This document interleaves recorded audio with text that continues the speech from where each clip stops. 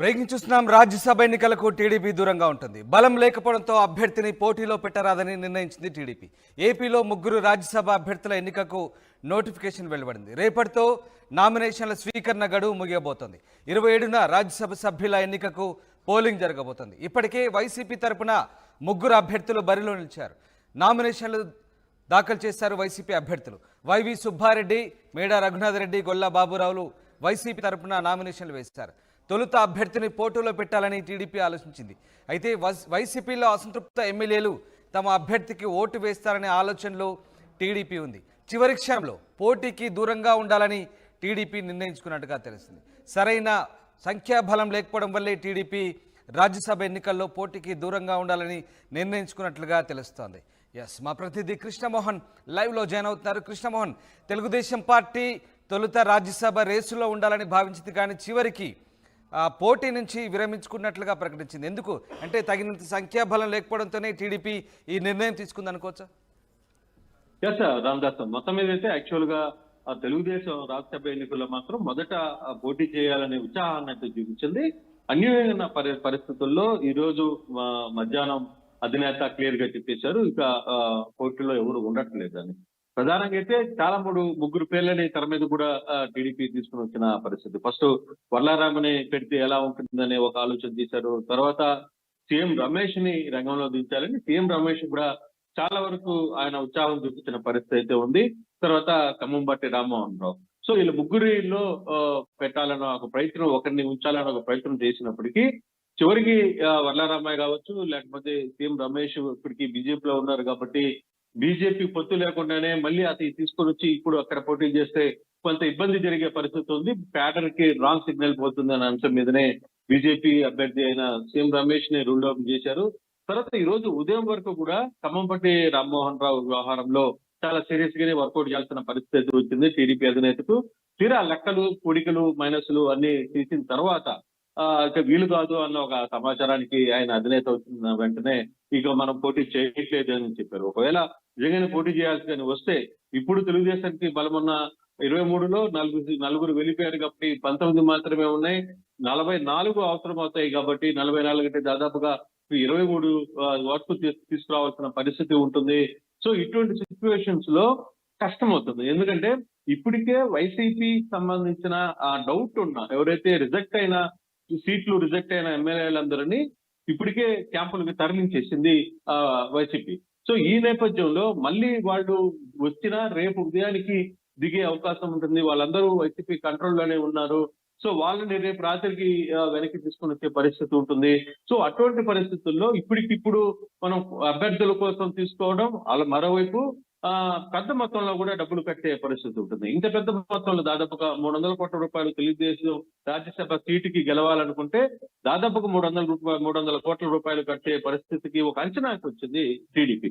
So ఇంత ఖర్చుని ఒక రాజ్యసభ సీటు కోసం ఖర్చు పెట్టడం కంటే రేపు మరో 40 days లో జరగబోతున్న ఎన్నికలకు సంబంధించిన సార్వత్రిక ఎన్నికలలో వీటిని నియోజకవర్గంలో కొంత మనకి విసులుబాటు జరిగే పరిస్థితి ఉంటుంది. అక్కడ మనం కొంత ఖర్చు చేసే అవకాశాలు ఉంటాయని చెప్పి ఆలోచిస్తున్నారు. కృష్ణమోహన్, కొంతమంది వైసీపీ అసంతృప్త ఎమ్మెల్యేలను నమ్ముకొని టీడీపీ గనక పోటీలో పెడితే పూర్తి స్థాయిలో గెలుపుకు కావాల్సిన బలం కానీ క్రాస్ ఓటింగ్ కానీ జరగదు అనే నమ్మకం టీడీపీలో రావడం వల్లే ఈ నిర్ణయం తీసుకుంది అనుకోవచ్చు. ఖచ్చితంగా నేను అదే చెప్తున్నాను. ఎందుకంటే ఎవరైతే సీట్లు రాకుండా 31 మంది ఎమ్మెల్యేలు, సిట్టింగ్ ఎమ్మెల్యేలు ఉన్నారు, దాంట్లో కొంతమంది సెట్ అయిన వాళ్ళు ఇక్కడే ఉన్నారు ఆల్రెడీ వాళ్ళ నియోజకవర్గంలో. దాదాపుగా 15 మంది దాకా ఎమ్మెల్యేలు ఇప్పటికి అంటే వాళ్ళ మీద అనుమానం, కొంత వేరే సిగ్నల్ ఉన్న వాళ్ళందరినీ కూడా వైసీపీ ఆల్రెడీ బయటికి తరలించేసింది. చాలా మందిని గోవా, తర్వాత మలేషియా, కొంతమందిని చెన్నై, బెంగళూరు, చాలా శ్రీలంక ఇట్లాంటి ప్రాంతాలకి తరలించేసిన నేపథ్యంలో సో వాళ్ళందరూ కూడా వాళ్ళ కంట్రోల్లో ఉంటుంది. దాదాపుగా 15 మంది ఎమ్మెల్యేలు వైసీపీ సిట్టింగ్ రాని ఎమ్మెల్యేలు అందరూ కూడా వైసీపీ కంట్రోల్లో క్యాంపుల్లో ఉన్నారు. అటువంటి పరిస్థితుల్లో ఇప్పుడు మళ్ళీ వాళ్ళని నైట్ కి తీసుకుని వచ్చి ఇప్పుడు రేపు సాయంత్రానికో ఎల్లుండికో వాళ్ళు వస్తారు. ఎందుకంటే రేపు సాయంత్రం లోపల నామినేషన్ టైం అయిపోతుంది, మధ్యాహ్నం లోపల కంప్లీట్ చేయాలి. సో ఇప్పుడు అంత రిస్క్ కూడా చేయలేరు అనేది టీడీపీ వర్గాలు క్లియర్ గా తమ అధినేతకు చెప్పినప్పుడు అయితే చాలా కాలంగా అయితే వరుసగా ఈ 3-4 రోజులు అయితే ఖచ్చితంగా రాజ్యసభ సభ్యుడిని పెడితే ఎలా ఉంటుందో ఒక ఆలోచనలో ఉన్నప్పటికీ కూడా ఇది వర్కౌట్ కాదు. బేసికల్ గా అంత మందిని తీసుకుని 1-2 ఎమ్మెల్యేలు అయితే క్రాస్ జరిగినా చూడొచ్చు. మన ఎమ్మెల్సీలో ఏ విధంగా జరిగిందో అటువంటి పరిస్థితులు ఉంటాయి. కానీ ఇక్కడ దాదాపుగా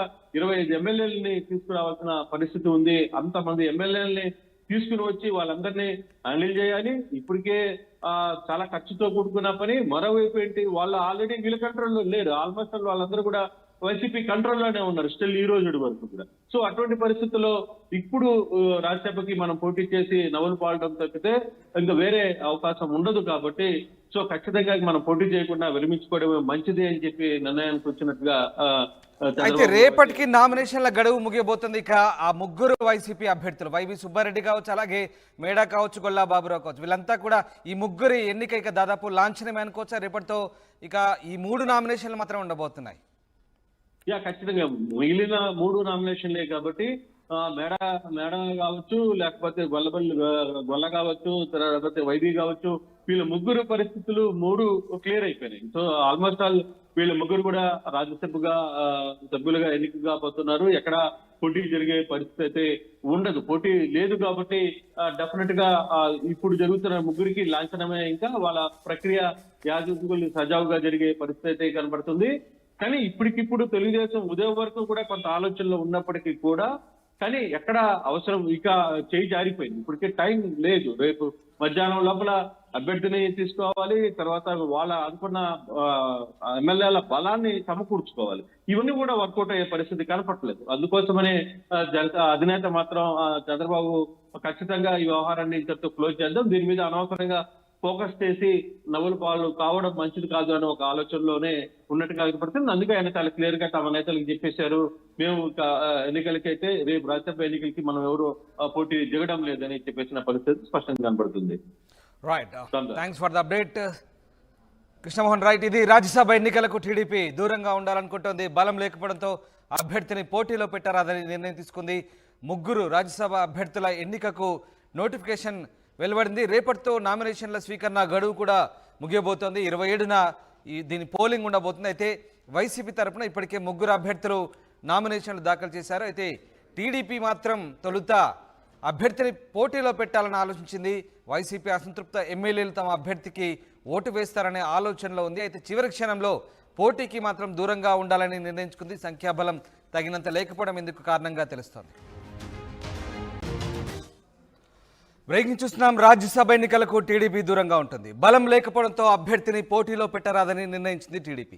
ఏపీలో ముగ్గురు రాజ్యసభ అభ్యర్థుల ఎన్నికకు నోటిఫికేషన్ వెలువడింది. రేపటితో నామినేషన్ల స్వీకరణ గడువు ముగియబోతోంది.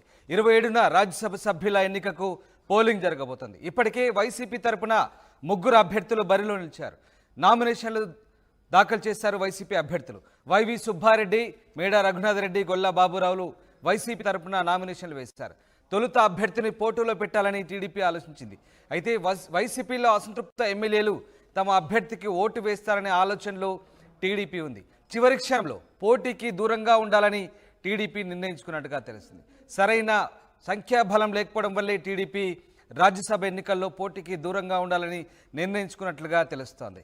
ఎస్, మా ప్రతినిధి కృష్ణమోహన్ లైవ్లో జాయిన్ అవుతున్నారు. కృష్ణమోహన్, తెలుగుదేశం పార్టీ తొలుత రాజ్యసభ రేసులో ఉండాలని భావించింది, కానీ చివరికి పోటీ నుంచి విరమించుకున్నట్లుగా ప్రకటించింది. ఎందుకు అంటే తగినంత సంఖ్యాబలం లేకపోవడంతోనే టీడీపీ ఈ నిర్ణయం తీసుకుంది అనుకోవచ్చా? ఎస్ రామదాస్, మొత్తం మీద అయితే యాక్చువల్ గా తెలుగుదేశం రాజ్యసభ ఎన్నికల్లో మాత్రం మొదట పోటీ చేయాలనే ఉత్సాహాన్ని అయితే చూపించింది. అన్యాయమైన పరిస్థితుల్లో ఈ రోజు మధ్యాహ్నం అధినేత క్లియర్ గా చెప్పేశారు, ఇక పోటీలో ఎవరు ఉండట్లేదని. ప్రధానంగా అయితే చాలా ముగ్గురు పేర్లని తెర మీద కూడా టీడీపీ తీసుకుని వచ్చిన పరిస్థితి. ఫస్ట్ వర్లారామని పెడితే ఎలా ఉంటుందనే ఒక ఆలోచన చేశారు. తర్వాత సీఎం రమేష్ ని రంగంలో దించాలని సీఎం రమేష్ కూడా చాలా వరకు ఆయన ఉత్సాహం చూపించిన పరిస్థితి అయితే ఉంది.